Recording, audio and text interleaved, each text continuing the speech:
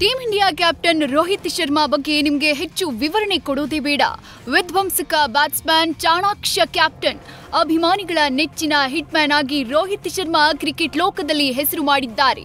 ಆದರೆ team India coach Rahul Dravid Rohit ರನ್ನ ಕರೆಯೋದು ಮಾತ್ರ ತುಂಟಾ ಅಂತ.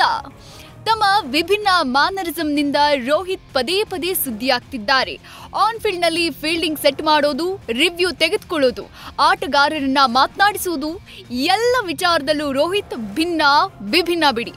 ಇದಿಷ್ಟೇ ಅಲ್ಲ, ಡ್ರೆಸ್ಸಿಂಗ್ ರೂಮ್ನಲ್ಲೂ ಅಷ್ಟೇ ರೋಹಿತ್ ಹಾಗೆ ಇರ್ತಾರೆ.